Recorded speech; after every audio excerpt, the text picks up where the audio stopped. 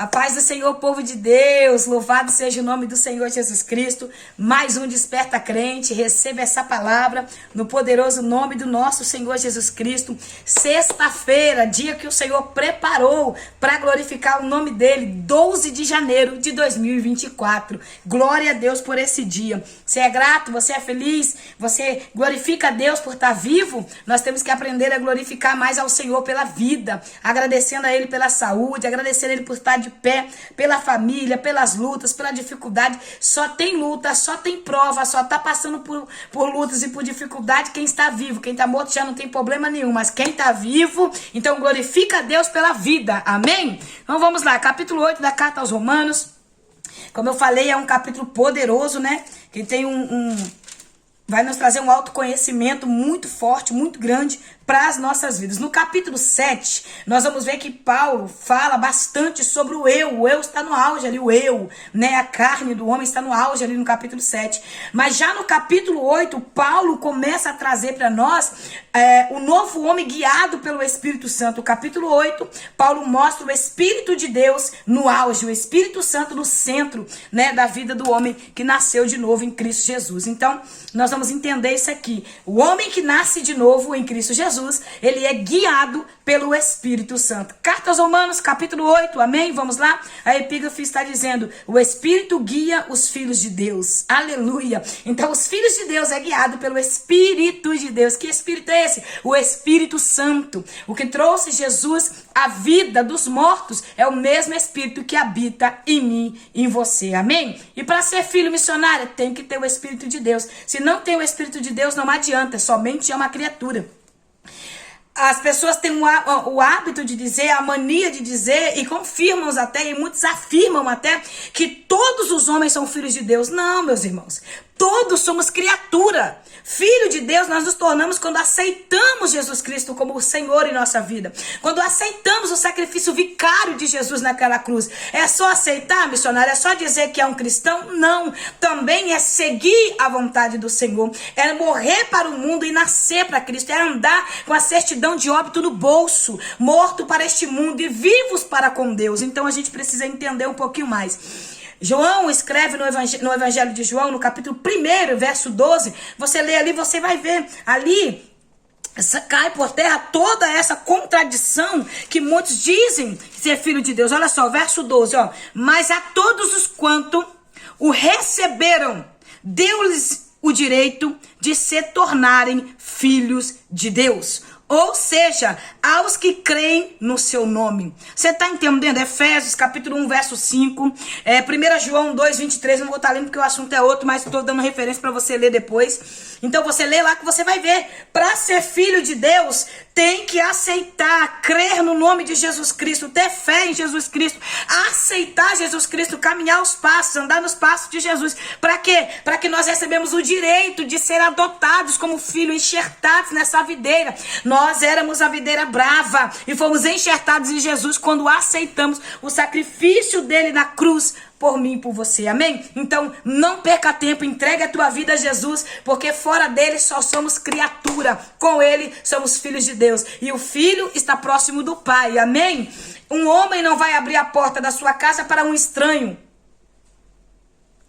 que ele não conhece, mas ele abre a porta quando é um filho. Conhece a voz do filho de longe, o filho não precisa nem aparecer. De longe ele fala, pai, e você já sabe que filho que é. Se uma pessoa tem filhos gêmeos, você pode perguntar isso para os pais de filhos gêmeos. Ele sabe identificar a voz de cada um dos seus filhos, ele sabe identificar cada um dos seus filhos. Não tem um pai e uma mãe de gêmeos que não defina quem são seus filhos. Então Deus, ele sabe quem são os seus. Deus, ele sabe quem são os seus filhos. Então, se você ainda não entregou a tua vida a Jesus, entregue hoje para a glória de Deus. Missionária, eu recuei, eu voltei atrás, fui ferido, fui machucado, fui perseguida, fui caluniada. Uma liderança me machucou, ou um membro de igreja me perseguiu e eu não suportei, voltei atrás. Então, reata a sua aliança com Jesus agora, volte para o caminho da verdade, porque os últimos dias, irmãos, nós estamos nos últimos dias da igreja na terra. Não pague para ver, não pague para ver, amém? Então creia no que o Senhor está nos falando e nos chamando a atenção.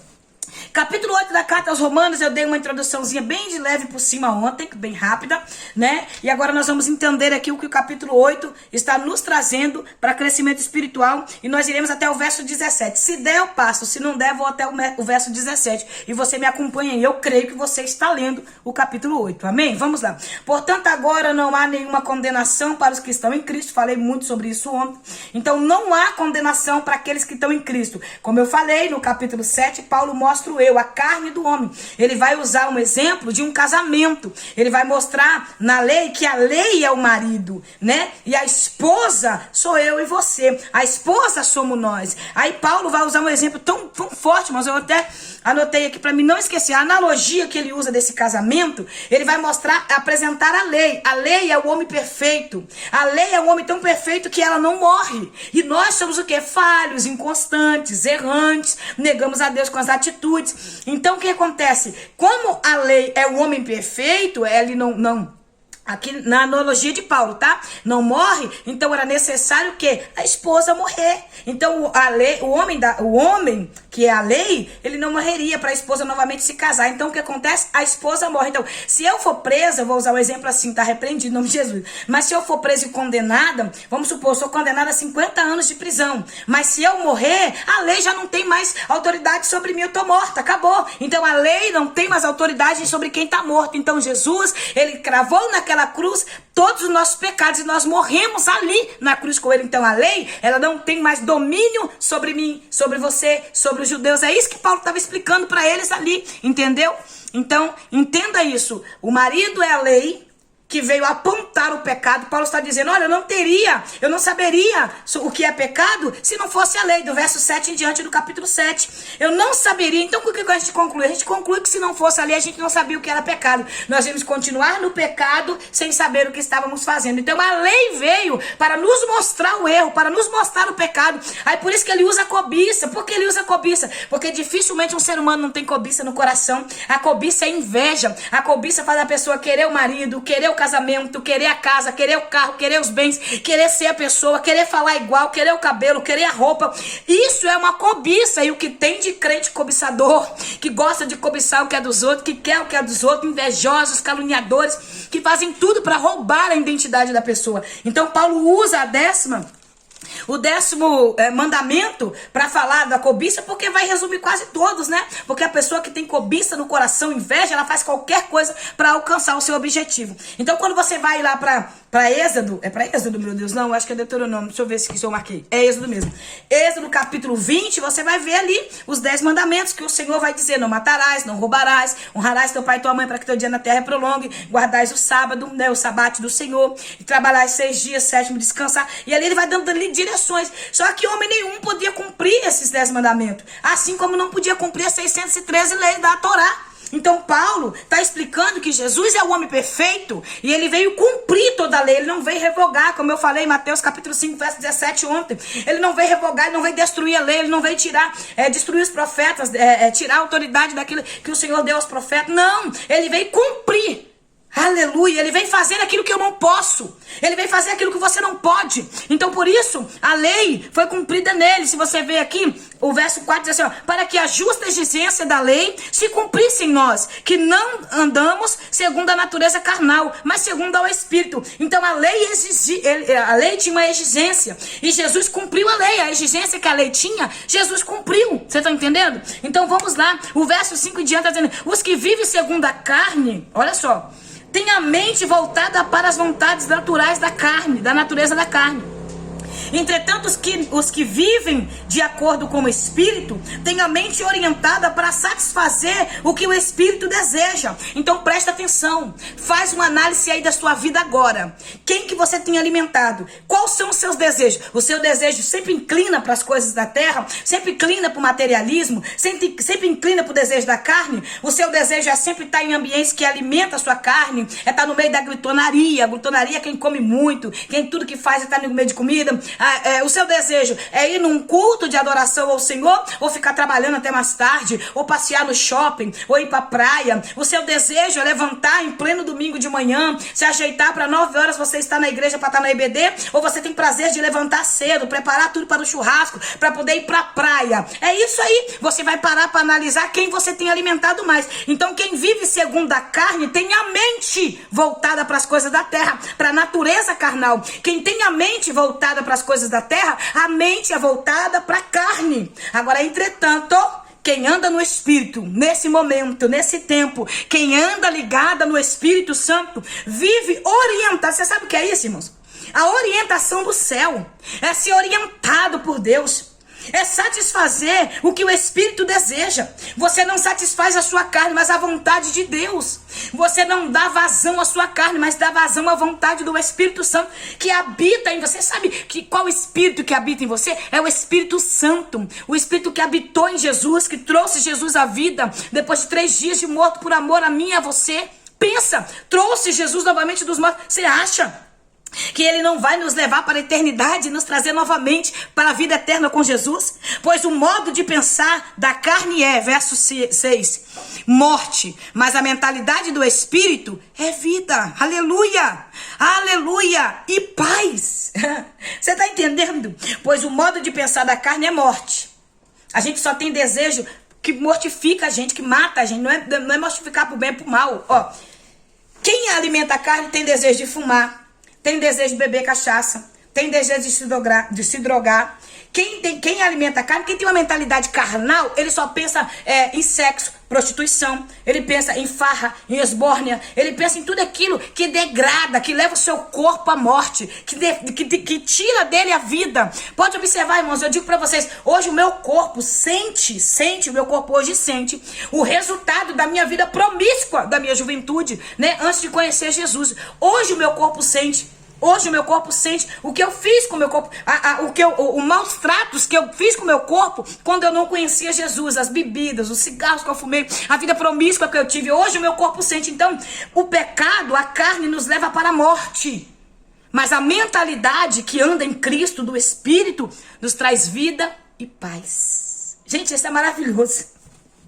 Isso é muito maravilhoso, é entender que você vive a vontade de Deus. Porque a mentalidade da carne é inimiga de Deus. Você está entendendo? Aquele que vive na carne é inimigo de Deus. A carne é inimiga de Deus. Ela não é amiga de Deus. Ela vai fazer de tudo para que você não chegue ao céu. Ela vai lutar para que você fique na terra. A sua carne não vai te dar desejo de ir na igreja. A sua carne não te dá desejo de orar. A sua carne não te dá desejo de ler Bíblia. A sua carne não dá desejo a você de jejuar. Presta atenção. Os dias estão tão difíceis que agora estão atualizando a Bíblia. Já tem Bíblia sendo vendida com os versículos sendo tirados há muito tempo. Agora que está sendo um pouco mais falado, mas não é de agora, que eles estão isolando os versículos da Bíblia. Se você for lá em Mateus, eu não fugiu a mente aqui agora qual é o capítulo que fala, acho que é o capítulo 17 de Mateus, o verso 21. Que fala assim, esta casta de demônio só sai com jejum e oração. Esse versículo foi retirado da Bíblia, em algumas Bíblias. Compre Bíblias, irmãos, enquanto há tempo. Meu esposo fala comigo, mas você tem tanta Bíblia, porque eu sei que vai chegar o momento que não vai ter mais Bíblia no mercado vendendo. Bíblia verdadeiramente que diga a verdade, que fale a verdade, porque eles estão retirando todos os versículos que condenam o pecado, porque eles estão implantando no coração da humanidade um amor livre. Eles estão fazendo com que se torne só uma só religião, e isso não vai mudar, porque é Bíblia se cumprindo. Em nome de Jesus, para de gastar com roupa, com coisa materialista da terra e comece a investir no seu crescimento espiritual. Compre Bíblia enquanto há tempo, compre livros, compre algo que vai edificar a tua vida espiritual, porque os dias maus chegou, irmãos. Chegou os dias maus. Acorda, igreja, desperta, crente. É tempo de nós despertarmos desse sono da indolência, pois não se submete à lei de Deus, nem consegue fazê-lo. A carne não se submete à lei de Deus. A carne também não consegue seguir a vontade de Deus. A carne, ela vai inclinar para as coisas da terra. Os que vivem na carne não podem agradar a Deus. Quem vive na carne, irmãos, não agrada a Deus. Não adianta. Ah, irmã, mas eu sou boazinha, eu ajudo as pessoas, eu dou cesta básica, eu não faço mal para ninguém. Não interessa, a sua carne te afasta de Deus. Não adianta, não é por obras que seremos salvos, não é por obras. É graça, é favor imerecido. Jesus, ele foi o redentor da humanidade, o justificador. Não é porque eu sou boa, é exclusivamente graça do Senhor. A justificação é exclusivamente vinda de Deus. Não é porque eu sou boa, não é porque você é bom, não é porque nós somos merecedores, não. É exclusivamente de Deus essa graça da justificação. Amém? Então ouça a voz do Senhor enquanto há tempo, minha irmã. Mude a sua vida. Nós estamos vendo pessoas que até lê a Bíblia, mas não vive ela. Até prega a Bíblia, mas não vive ela. Até canta, até lidera, até pastoreia. Nós estamos vendo escândalos em cima de escândalos. Nós estamos vendo que nós estamos ficando sem referência pastoral. Cada dia que passa, os pastores se envolvem em escândalos nessa terra. Cada dia que passa, os pastores se envolvem em materialismo, em ganância por dinheiro. Cada dia mais eles tomam posse, dizendo que a igreja deles. Há pastores que dizem a minha igreja, o meu povo. Não, a igreja tem dono, a igreja de Jesus. Paulo escreve direcionado aos pastores que eles darão conta do rebanho do Senhor. Eles darão conta para o supremo pastor da igreja. Ei, pastores que estão brincando com Deus, pastores que já não têm temor de Deus, fique sabendo que você dará conta. O Senhor pedirá as obras que estão na tua mão. O Senhor pedirá conta da igreja dele. O supremo pastor, o pastor dos pastores, o pastor dos pastores pedirá conta da tua noiva. E aí, o que você tem a prestar a ele? Que nós venhamos entender isso. Não é porque você é bom, não é porque eu sou boa. É tudo graça, favor imerecido. Olha o que o verso 9 está dizendo. Vós, contudo, não estáis debaixo do domínio da carne, mas do Espírito. E se que de fato o Espírito de Deus habita em vós, todavia, se alguém não tem o Espírito de Cristo, não pertence a Cristo. Não adianta. Se não tem o Espírito habitando em você, não pertence a Cristo. A marca, o selo do cristão é o Espírito de Deus. A marca na minha vida, o selo na nossa vida é o Espírito de Deus. Se não tem o Espírito habitando em você, minha irmã, me perdoa. Ai, não se engane. Não é o dom do Espírito, o batismo com fogo. Não é o dom de falar em línguas, o pular, o entregar profecia. Não. É o dom do Espírito de Deus. Qual é o dom do Espírito de Deus? Como ele habita em mim, mansidão, domínio próprio, longanimidade. É o fruto do Espírito. É isso, é Deus dizendo, me aceitou meu filho como Senhor da tua vida, aceitou o sacrifício de Jesus, o Senhor limpa a casa e o Espírito começa a habitar. Ontem, um pastor lá na minha igreja, um pastor abençoado que tem lá, ele trouxe uma palavra, gente, que palavra maravilhosa. Ele contou um testemunho e aquilo trouxe uma reflexão muito grande para a igreja. Ele falou que ele alugou uma casa uma vez e quando ele chegou nesta casa, essa casa era criatórios de animais, então criava porco, galinha, criava animal. Então imagine o cheiro desta casa. Quando a esposa entrou, a esposa falou, meu Deus do céu, olha o cheiro da casa.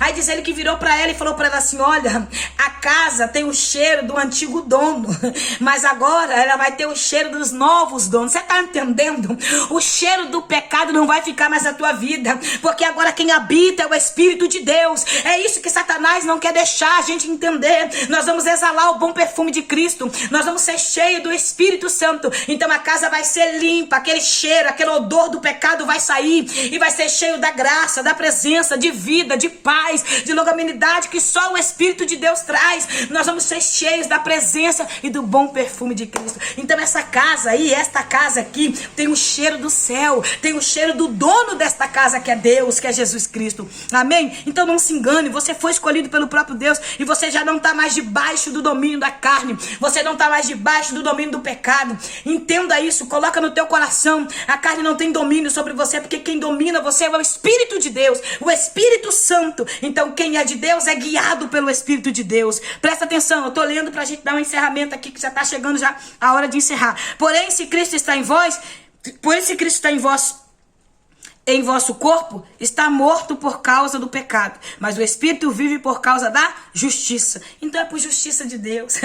Mais uma vez eu repito, a justificação não é porque nós somos bons, é tudo graça, é tudo exclusivo de Deus. Não é porque eu sou boa, não é porque você é bom, é exclusividade de Deus, tá bom? A justificação só pode vir dele. E se o Espírito daquele que ressuscitou dos mortos a Jesus habita em vós, aquele que ressuscitou dos mortos a Cristo Jesus, igualmente vos dará vida a seus corpos mortais, por intermédio do seu Espírito que habita em vós. Falei sobre isso aqui. Se o Espírito Santo trouxe Jesus, Que impedimento para fazer com nós? Ele vai fazer. Então creia nisso. O corpo mortal que nós estamos tendo aqui vai se transformar em imortal. Nós vamos estar na imortalidade com Cristo Jesus. Vamos estar eternamente, irmãos, com o corpo glorificado. Não esqueça isso. Nós somos uma parte espiritual, uma parte céu e outra parte pó, outra parte é da terra. Mas alimenta a parte do céu, não alimenta a terra não, irmãos. Nós estamos vendo muitos soldados ser abatidos nesse tempo. Muitos soldados recuando, retrocedendo, voltando para trás, porque está alimentando a parte carnal e não quer alimentar a espiritual. A espiritual requer renúncia, a espiritual requer matar a carne. Muitas vezes a gente não quer matar a nossa carne, porque quer alimentar a carne. E o Senhor está nos chamando para alimentar o Espírito de Deus, amém? E se o Espírito daquele que ressuscitou Jesus dos mortos habita em vós, alimenta então o Espírito, amém? Alimenta o Espírito de Deus. Portanto, irmãos, estamos em dívida, não para com a natureza carnal, para andarmos submissos a ela, porque se vivermos de acordo com a carne, certamente morreremos. No entanto, se é pelo Espírito, fizestes morrer os atos do corpo e vivereis, porquanto todos os que são guiados pelo Espírito de Deus são filhos de Deus. Quem é filho, obedece o pai. Como se identifica um filho? Através da obediência. Quando você vê um filho que desobedece pai, que desobedece mãe, o que esse filho é? Um filho rebelde. O que esse filho é? Um filho desobediente. Um filho que não honra e que não respeita pai e mãe. Então é assim que Deus vê aquele que ele chamou, aquele que ele purificou, que ele lavou e está sendo rebelde contra ele, não quer obedecer. Esse filho, no automático, ele não quer honrar e respeitar o teu pai. Pois vós não recebeste um espírito de que vos escravize para andardes uma vez mais atemorizados, mas recebeste o Espírito que vos adota como filhos, por intermédio do qual podemos clamar, Abba, Pai. O Espírito nos dá confiança que nós somos filhos de Deus. O Espírito Santo nos dá essa confiança que eu posso chamar Deus de meu Pai, porque eu tenho confiança e tenho convicção que serei salva, que serei resgatada, que serei levada com Ele para uma eternidade de paz e alegria. Louvado seja Deus. Como identificar um filho de Deus, missionária? Olha ele, olha os atos, olha o comportamento, olha o nível de obediência. Não fica apontando não, somente olha as ações dessa pessoa. Você vai identificar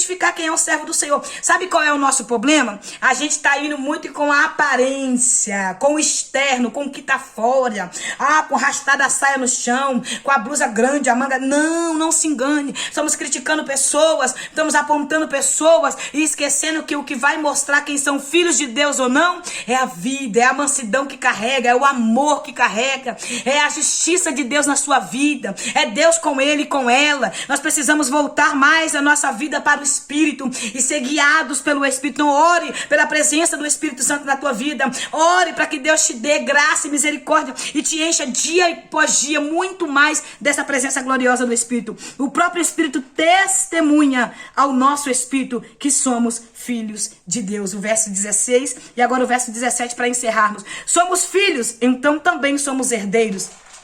Herdeiros de Deus e co-herdeiros com Cristo, se realmente participamos dos seus sofrimentos, para que da mesma maneira participamos da sua glória. Quem sofre com ele aqui será glorificado por ele também. Se está sofrendo porque dele aqui, se está sofrendo por causa da verdade, por amor dele, também será glorificado por ele. É ele que nos colocará sentado naquela grande mesa para ceiar. É ele que colocará na nossa cabeça aquela coroa. É ele que nos dará o galardão. É ele. E ele está anotando todo o sofrimento, toda lágrima, toda luta, toda dor.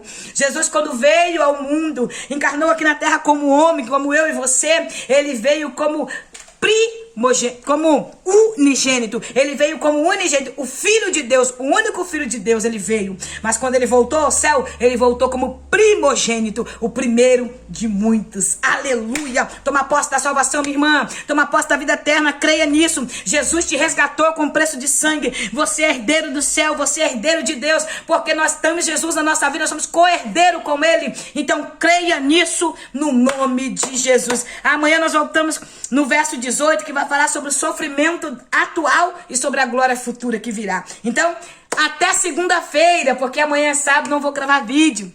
Como eu falei com você, está muito puxado, corrido. Então nós vamos continuar gravando de segunda a sexta. Sou grata a Deus pela sua vida. Gratidão pela confiança. Continua orando por mim. Eu peço oração, porque agora nós estamos aí, né? todo gás, 100% ativos para o Mulheres Sábias desse ano. Já é a segunda conferência, mas é o quarto trabalho para a glória de Deus. Mas nós estamos indo para a segunda conferência. Já tá tudo já no ponto. Jesus deu tudo, deu pregador, deu cantor, deu cor do uniforme. Meu Deus, como esse Deus que eu sirvo é maravilhoso. Então agora nós estamos só organizando para ser aquela festa linda para Jesus. A Ele toda a honra, toda a glória e todo o louvor. Então eu peço, ore por mim, irmãos, porque o ataque é grande. Muitas pessoas se levantam, muita inveja em cima, muita gente calunia, tenta parar o trabalho, mas isso aí é normal, tá? Tem que ter essas lutas, porque se não tiver, não tem Jesus no negócio não, porque a gente incomoda o inferno quando Jesus está na nossa vida, nós incomodamos o inferno quando o Espírito Santo habita e nós somos cheios dessa graça, dessa misericórdia. Então ora por mim, no nome de Jesus, pela minha casa, pelos meus filhos, pela minha família, e eu estou orando por você, no nome de Jesus. Deus te abençoe, sou grata pela sua vida, meu irmão, pela sua vida, minha irmã. Muito obrigado por essa confiança de estar aqui comigo. Se inscreva no canal, dá o like, compartilha. Estamos juntos para a glória de Deus. Amém? Se Deus permitir, segunda nós estamos aqui no verso 18 em diante. Deus te abençoe, um final de semana abençoado, cheio da graça, do poder de Deus, cheio de experiências extraordinárias, maravilhosas. Que Deus te abençoe no nome de Jesus. Pai, eu te louvo neste momento, sou grata pela tua misericórdia. Muito obrigado por tudo que o Senhor tem feito, por esse esclarecimento, por esta graça maravilhosa que é a tua palavra. Nos dê um dia abençoado na tua presença, nos ajuda, nos fortaleça, Senhor, para permanecermos na tua presença, na doce presença do teu Espírito. Eu preciso de ti, Senhor. Teus filhos precisam do Senhor. Sem o Senhor nós não somos nada. É graça, é favor imerecido. Fortaleça a minha irmã, fortaleça o meu irmão, para que nós vivemos sendo guiados pelo teu Espírito. Nos dê força, Pai, para não entristecermos o teu Espírito, mas sermos fortalecidas em nome de Jesus por Ele, para que nós chegamos até a eternidade em nome de Jesus. Amém.